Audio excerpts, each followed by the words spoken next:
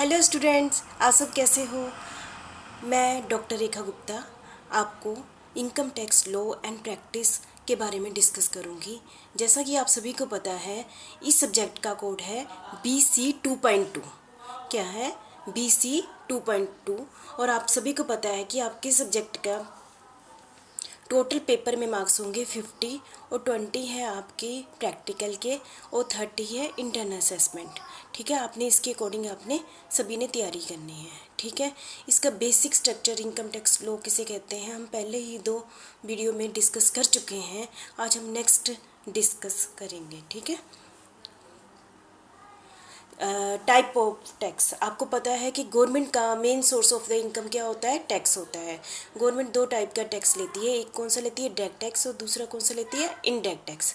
Direct tax mean ये उस person पर लगाया जाता है जिससे टैक्स कलेक्ट करना होता है, और इनडायरेक्ट टैक्स उस पर्सन पर लगाया जाता है जिसने फाइनल पेमेंट नहीं करनी होती है, जैसे होलसेलर, रिटेलर, मैन्युफैक्चरर, ये टैक्स पेमेंट करते हैं। और एंड में टोटल कलेक्शन किससे की जाती है? कंज्यूमर से की जाती है। ठीक है, और डायरेक्ट टैक्स किस पर लगता है? ये इनकम पर लगता है। ये डायरेक्ट टैक्स किस पर लगता है? इनकम पर, टैक्सेबल इनकम पर। टैक्सेबल इनकम क्या होती है? जितनी भी गवर्नमेंट ने हमें छूट दी हुई है उससे ज़्यादा इनकम को हम कौन सी इनकम कहते हैं? टैक्सेबल इनकम पर टैक्स देना पड़ता है डिफरेंट रेट पर। ठीक है, जो पर्सन ज़्यादा अमीर है, रिच है, उसको ज़्यादा टैक्स देना पड़ता है, जो कम है उसको कम टैक्स देना पड़ता है। और इनडायरेक्ट टैक्स क्या है? ये किस पर दिया जाता है? ये गुड्स एंड सर्विस पर दिया जाता है। ठीक है, ये इसमें काफ़ी वैरायटीज़ है, ये आपको मैं अलग से डिस्कस करूँगी। ठीक है, सबसे पहले income tax act in India. सबसे पहले ये इंट्रोड्यूस किया गया था जेम्स विल्सन ने 1860 में। ठीक है, तो इससे पहले इंडिया में सबसे पहले सेपरेट इनकम टैक्स एक्ट पास किया गया था 1886 में। ठीक है, तो उसके बाद इसमें काफ़ी फिर से चेंजेस आते रहे, एक्ट फिर से नए बनते रहे, अमेंडमेंट होती रही। 1917, 1918, 1922 में भी एक नया एक्ट बनाया गया, इनकम टैक्स एक्ट। और प्रेजेंट में जो हमारा इनकम टैक्स है वो है 1961 में। और ये पूरे इंडिया में कब से लागू हो गया? 1 अप्रैल 1962 में लागू हो गया। इनकम टैक्स से संबंधित रूल्स एंड रेगुलेशन कौन बनाता है? सेंट्रल गवर्नमेंट बनाती है। और ये कौन सा टैक्स है? इनकम टैक्स कौन सा टैक्स है? डायरेक्ट टैक्स है, डायरेक्ट टैक्स है। ठीक है, आर्टिकल 246 में इंडियन कॉन्स्टिट्यूशन में शेड्यूल 7 में 3 लिस्ट बनाई गई हैं, और तीनों लिस्टों में अलग अलग के पास अलग अलग टैक्स से रिलेटेड क्या दी गई है? पावर दी गई है। लिस्ट 1 में यूनियन लिस्ट, इसमें सेंटर के पास पावर होती है, वो टैक्स से रिलेटेड क्या बनाए? रूल्स बनाए, और ये पार्लियामेंट में इसके बारे में डिस्कशन होती है, और इसके पास है 13 हेड है। ठीक है, और लिस्ट 2 ये कवर करती है स्टेट लिस्ट कहा जाता है, जिसमें स्टेट लेजिस्लेचर में इससे रिलेटेड लॉ बनते हैं, और इसमें हेड कितने हैं? 19 हेड है।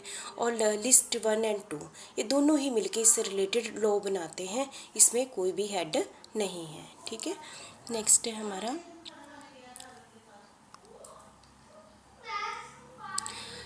ये, अब मैंने आपसे पहले भी डिस्कस कर लिया है, किसकी इनकम पर टैक्स लगाया जाता है? इंडिविजुअल की इनकम में। इंडिविजुअल की इनकम का मतलब ये नहीं है कि एक सिंगल पर्सन, इंडिविजुअल में ये काफ़ी वास्ट एरिया है, मतलब कि इसमें कवर करते हैं इंडिविजुअल, हिंदू एडवाइडर फैमिली, जॉइंट स्टॉक कंपनी, ठीक है, association of person, body of the individual, local authority, artificial judicial person, इन सब की इनकम पर क्या लगाया जाता है? टैक्स लगाया जाता है। ठीक है, और ये हमने पहले भी डिस्कस कर चुके हैं कि हमारे पास planning and execution of finance tax department है, उसको कौन कंट्रोल करता है? Central board of direct tax करता है। और इसको कौन कंट्रोल करता है? Department of revenue, ministry of finance, government of India करती है। इतना तो हमने पहले डिस्कस कर चुके हैं आपके पास साथ।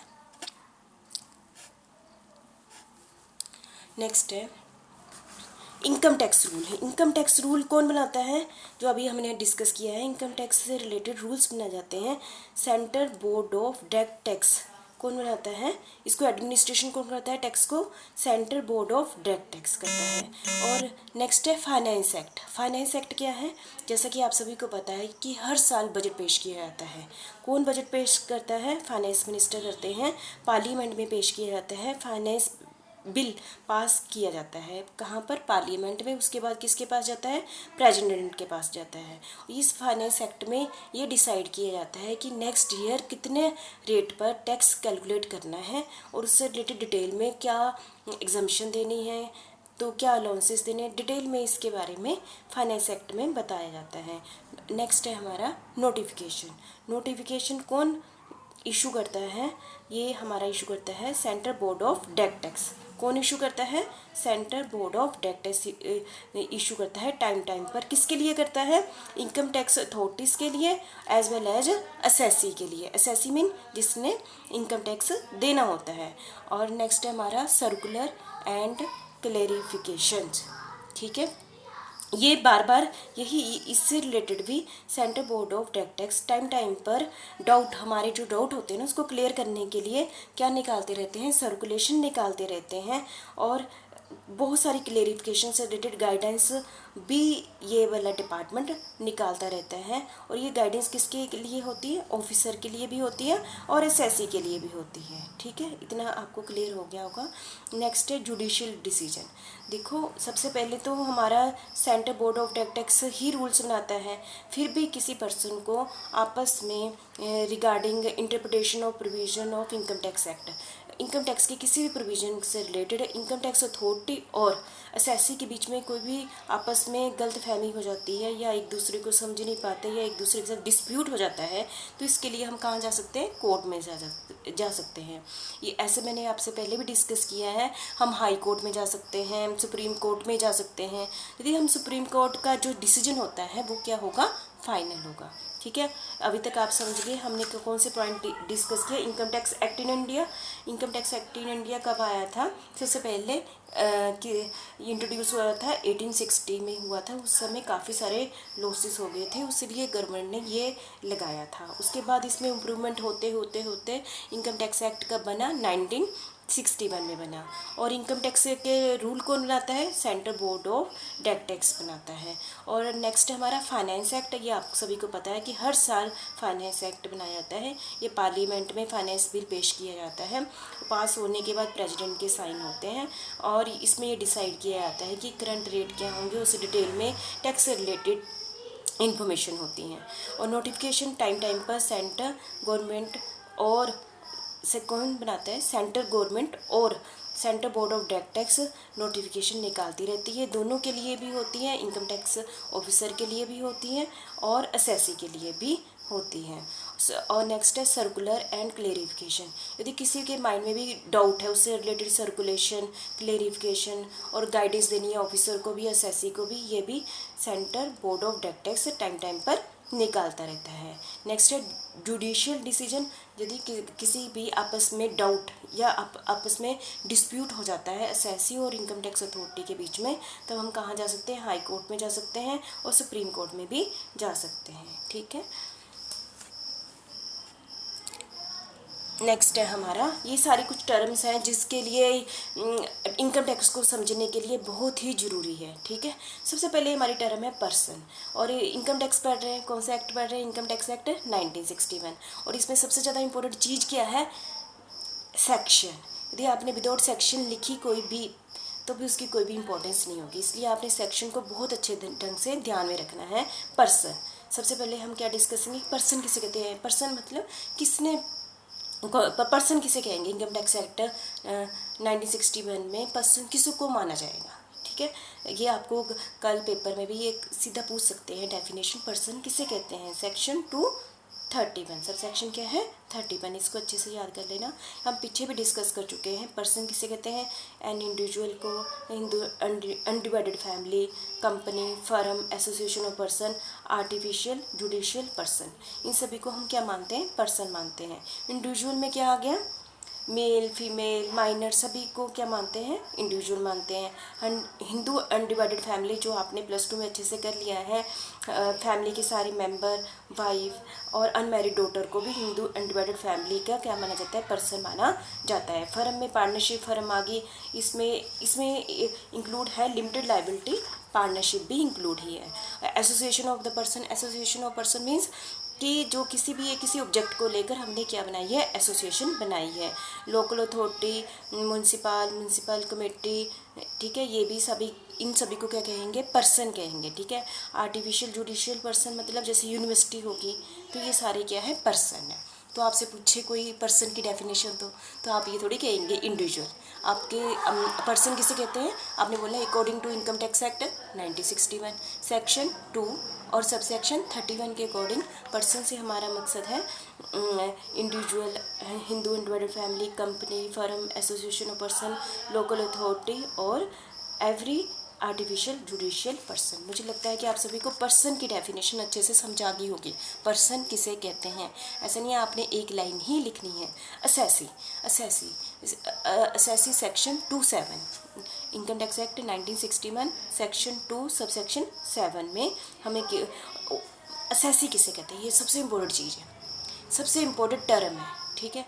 किसे कहते हैं, जिसने टैक्स देना है। असेसी कौन हुआ, जिसने, who is liable to pay any sum under income tax act, ठीक है। वो पर्सन जो लाइबल है क्या इनकम टैक्स देने के लिए, उसको हम क्या कहते हैं, असेसी कहते हैं। सबसे पहले आ गया एवरी पर्सन, कोई भी पर्सन, एवरी पर्सन, ठीक है। Who is liable to pay any tax, ठीक है। Who is liable to pay any other sum of money under this act, इस एक्ट के अंदर कोई भी पर्सन जो लाइबल है टैक्स देने के लिए, उसको हम क्या कहते हैं, पर्सन कहते हैं, ठीक है। तो पर्सन की डेफिनेशन आप बुक में देखेंगे, काफ़ी सारी दी हुई है, आप अच्छे से देख लेना। सेकंड हमारा डीम्ड एसएससी, या आप ध्यान से देखना है, एवरी पर्सन और डीम्ड एसएससी मतलब ऐसा पर्सन, ये ध्यान से सुनना, डीम्ड एसएससी माना गया एसएससी। एसएससी किसे कहते हैं, सबसे पहले मैंने कहा जो ऐसा पर्सन जो अपनी इनकम, एवरी पर्सन अपनी इनकम पर क्या देता है, टैक्स देता है। मेरी इनकम है, टैक्सेबल इनकम, उसमें मैं क्या दूंगी, टैक्स दूंगी। और डीम्ड एसएससी क्या हुआ, मैं अपनी इनकम पर नहीं, किसी दूसरे की इनकम पर लाइबल हूँ टैक्स देने के लिए, ठीक है। कैसे, जैसे लीगल रिप्रेजेंटेटिव, जैसे कि मैंने कोई अपना लीगल रिप्रेजेंटेटिव, आप समझ रहे होंगे, जैसे माइनर है तो उसका लीगल रिप्रेजेंटेटिव कोर्ट ने ये बनाया कि ये इसका रिप्रेजेंटेटिव है, तो वो उसकी प्रॉपर्टी पर या उसकी इनकम पर क्या देगा, टैक्स देगा। एजेंट ऑफ नॉन रेजिडेंट, जो इंडिया में पर्सन नहीं है, उसका जो एजेंट इंडिया में बैठा हुआ है वो लाइबल होगा, वो क्या दे, टैक्स दे, उसको भी क्या माना जाएगा, डीम्ड असेसी माना जाएगा। गार्डियन, यदि किसी माइनर के पर्सन के गार्डियन हैं, ठीक है, वो भी क्या देंगे, टैक्स के लिए क्या माना जाएगा, डीम्ड असेसी माना जाएगा। मैनेजर, तो ये सभी आप सब समझ गए होंगे। डीम्ड असेसी मतलब ऐसा असेसी जो अपनी इनकम पर नहीं देता, वो जो लाइबल किसके लिए, दूसरों की इनकम के लिए लाइबल है, उसको हम क्या कहते हैं, डीम्ड असेसी कहा जाता है। थर्ड है एन असेसी इन डिफॉल्ट, ठीक है। जैसे कि आप सभी को पता है, हम tax at source, deduction of tax at source मतलब कि कई बार हमें जब भी कोई इनकम मिलती है तो उस पर टैक्स काट कर मिलती है। कई बार आपने सुना होगा ना, इनकम मिली है, टैक्स काट कर मिली है, और जिसने टैक्स काटा है उसकी क्या लायबिलिटी बन जाती है, जो टैक्स काटा है वो गवर्नमेंट में डिपॉजिट करा दे। यदि वो नहीं डिपॉजिट कराता है तो उसके लिए वो क्या माना जाएगा, लाइबल माना जाएगा और डिफ़ॉल्टर माना जाएगा। तो उस पर्सन को जो लाइबल था इनकम टैक्स एट सोर्स, उसको क्या कहते हैं, income deducting tax at source, ठीक है। जैसे मैं एक एम्प्लॉई हूँ तो मेरी काफ़ी सारी इनकम पर वैरायटी ऑफ द इनकम है, जिस पर कॉलेज वाले क्या करते हैं, टैक्स काट लेते हैं। तो टैक्स काटने की रिस्पॉन्सिबिलिटी किसकी है, कॉलेज की है। यदि कॉलेज वो टैक्स टाइम पर गवर्नमेंट में डिपॉजिट नहीं कराता है, जो मेरा काटा हुआ है, उसको कहेंगे N assessee in default. College को कहेंगे एन असेसी इन डिफ़ॉल्ट।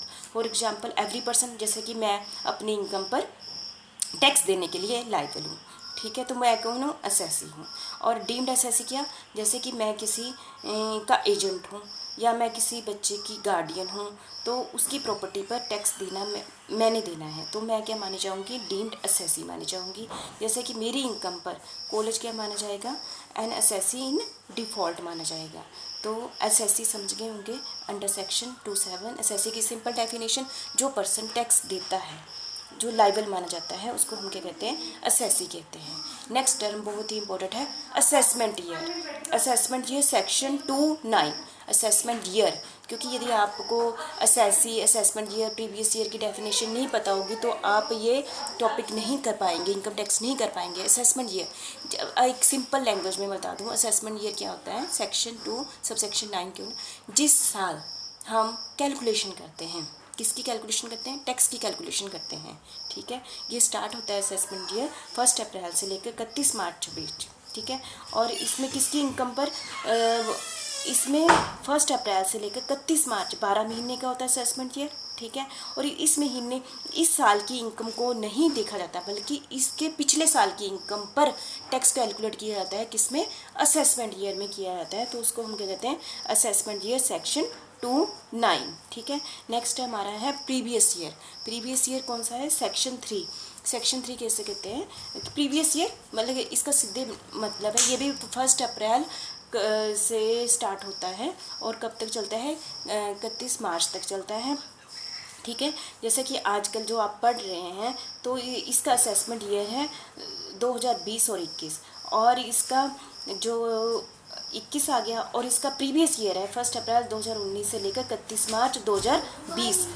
तो इसको क्या कहेंगे, प्रीवियस ईयर, जो हमारा भी साल चला हुआ है मार्च 2020 तक की इनकम, पिछले साल से लेकर मार्च 2020 की इनकम को क्या कहेंगे, प्रीवियस ईयर। और जो अभी चला हुआ है वो क्या है, असेसमेंट ईयर। इस साल हम उसकी क्या करेंगे, कैलकुलेशन करेंगे, ठीक है। और ये 1 अप्रैल टू 31 मार्च होता है। इसमें फाइनेंशियल ईयर होता है। और यदि बाई चांस किसी ने नया बिजनेस स्टार्ट किया है, बाई चांस हम एग्जांपल ले लेते हैं 1 जनवरी को स्टार्ट किया है, तो उसका प्रीवियस ईयर क्या होगा, 1 जनवरी से लेकर 31 मार्च होगा, ठीक है। यदि किसी ने बिजनेस सितंबर में पिछले साल स्टार्ट किया है तो उसका प्रीवियस ईयर कौन सा होगा, सितंबर टू 31 मार्च, जो अभी 31 मार्च 2020, ठीक है। और 31 मार्च 2020 के बाद जो ईयर चल पड़ा है वो कौन सा है, असेसमेंट ईयर। इसमें हम कैलकुलेशन करेंगे प्रीवियस ईयर की इनकम पर, ठीक है। और इसको हम दूसरा नाम किया गया है अकाउंटिंग ईयर और इनकम ईयर, ठीक है। कुछ एक्सेप्शनल है, हमने अभी आपके साथ डिस्कस किया पर्सन, असेसी और असेसमेंट ईयर, प्रीवियस ईयर। और इसके हम कहेंगे कुछ केसेस में हम असेसमेंट ईयर में कैलकुलेशन नहीं करते हैं टैक्स की। कब करते हैं हम, प्रीवियस ईयर में, जिस साल इनकम कमाई है उसी साल ही हम टैक्स को कैलकुलेट करते हैं, ठीक है। इसके कुछ एक्सेप्शनल केसेस हैं, हम कहेंगे प्रीवियस ईयर में कि इनकम को लेते हैं और असेसमेंट ईयर में कैलकुलेशन करते हैं कि इतना टैक्स बनेगा, ठीक है। सिंपल बात, प्रीवियस ईयर 1 अप्रैल टू 31 मार्च, उसके बाद का जो ईयर स्टार्ट होता है उसको हम कहते हैं असेसमेंट ईयर। असेसमेंट ईयर में हम कैलकुलेशन करते हैं प्रीवियस ईयर की इनकम पर टैक्स के लिए। लेकिन फिर भी कुछ एक्सेप्शनल केसेस हैं जहाँ पर प्रीवियस ईयर की इनकम पर जो टैक्स होता है वो असेसमेंट ईयर में नहीं लगाया जाता, बल्कि जिस साल कमाया है उसी साल ही उसके टैक्स कैलकुलेट किया जाता है, ठीक है। सबसे पहले हमारा है shipping business of non resident. Non resident मतलब जो इंडिया का नहीं है, वो यहाँ पर हम क्या करता है, शिपिंग बिजनेस करता है, पोर्ट पर आता है और अपने वो शिपिंग बिजनेस करता है, वो पोर्ट पर अपना गुड्स वगैरह शिप कर देता है। उसके बाद इनकम टैक्स डिपार्टमेंट उस पर टैक्स लगाता है। उसको अलाउड है कि पहले इनकम टैक्स रिटर्न भरे, पेमेंट कर रहे, फिर वो इंडियन पोर्ट को छोड़कर जा सकता है। लेकिन कुछ केसेस में असेसिंग ऑफिसर, जो क्यों मैंने क्या कहा, असेसिंग ऑफिसर ये सेटिस्फाइड हो जाता है, वो यदि पोर्ट को छोड़ने के बाद कह देता है कि कोई बात नहीं, आप पोर्ट छोड़ के चले जाओ क्योंकि इसके बगैर आपका काम पॉसिबल नहीं है, तो आप चले जाओ। उसके बाद के 30 दिन के अंदर अंदर आपको इनकम टैक्स रिटर्न भरनी ही है। पहला पॉइंट क्या हुआ कि यदि वो इंडिया का नहीं है और उसको इनकम टैक्स रिटर्न भरनी ही पड़ती है, किसमें, प्रीवियस ईयर में। लेकिन जो असेसिंग ऑफिसर है वो अलाउड कर सकता है कि आप चले जाओ यहाँ से, लेकिन 30 दिन के अंदर अंदर आपने रिटर्न भरनी है। और कितना भरनी है, ये 7.5% ऑफ द फेयर, मतलब कि ये माना जाता है कि जितना भी आपने किराया कमाया है, फेयर कमाया है, चार्जेस लिए हैं, उसका 7.5% उसकी क्या मानी जाती है, इनकम मानी जाती है, ठीक है। और नेक्स्ट है assessment of person living India. ऐसा पर्सन जो काफ़ी सालों से यहाँ रह रहा है, लेकिन उसने एक ही पिछले वो इस साल चला जाएगा, प्रीवियस ईयर में चला जाएगा अंडर सेक्शन 174 के अकॉर्डिंग वो जैसे कि वो फॉर एग्जांपल वो 1 अप्रैल से लेकर 31 दिसंबर तक इंडिया में रहा और वो 1 जनवरी को इंडिया छोड़कर जा रहा है, तो एक्चुअल में उसका कैलकुलेशन कब होनी थी? 31 मार्च के बाद होनी थी, लेकिन वो उसी साल ही कैलकुलेट हो जाएगी क्योंकि वो इंडिया छोड़कर जा रहा है। तो प्रीवियस ईयर की इनकम पर जो उसकी टैक्स की कैलकुलेशन भी प्रीवियस ईयर में ही हो जाएगी। प्रीवियस ईयर क्या था? 1 अप्रैल टू 31 मार्च, लेकिन वो जनवरी में दिसंबर में ही जा रहा है, तो जनवरी में ही उसकी कैलकुलेशन होके उसको रिटर्न फाइल करनी पड़ेगी, टैक्स भी देना पड़ेगा प्री असेसमेंट ईयर स्टार्ट होने से पहले। नेक्स्ट है हमारा assessment of association of person, ठीक है, और बॉडी ऑफ इंडिविजुअल और artificial judicial person form for a particular event और पर्पस अंडर सेक्शन 174A, ठीक है। यदि कोई भी एसोसिएशन बनाई गई है, कोई भी, ठीक है,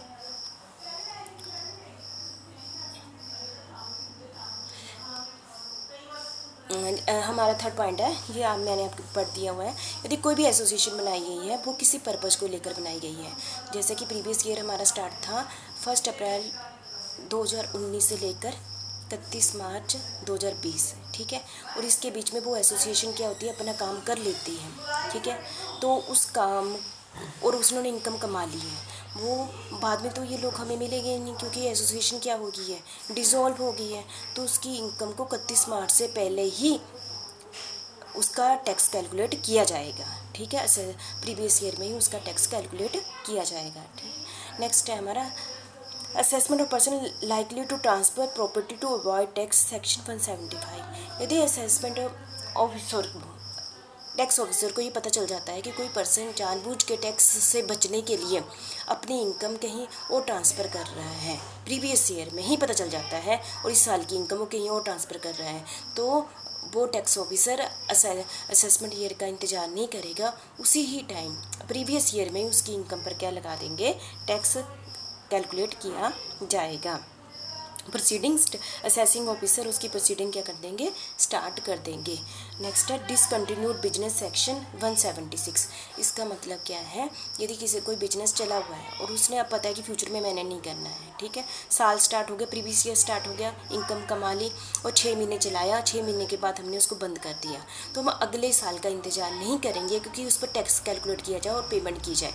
हम प्रीवियस ईयर की इनकम पर ही प्रीवियस ईयर में ही 6 महीने के बाद ही टैक्स कैलकुलेट करेंगे और रिटर्न फाइल कर देंगे, उसकी असेस कर लेंगे। मेन कहने का मतलब है, मैं फिर से ये बोलूँगी, हमारा प्रीवियस ईयर यहाँ पर 3 टर्म है। असेसमेंट ईयर जहाँ जब हम कैलकुलेशन करते हैं, और प्रीवियस ईयर मतलब जिस साल की इनकम पर कैलकुलेशन की जाती है। जैसे कि पहला साल हुआ 1 अप्रैल टू 31 मार्च, ये 12 महीने की इनकम ली, उसके बाद 31 मार्च के बाद उस पर कैलकुलेशन करना स्टार्ट करती है। जब हम कैलकुलेशन का काम करते हैं जिस टाइम, उसको हम असेसमेंट ईयर कहते हैं। जिस साल की इनकम को लिया जाता है उसको हम क्या कहते हैं?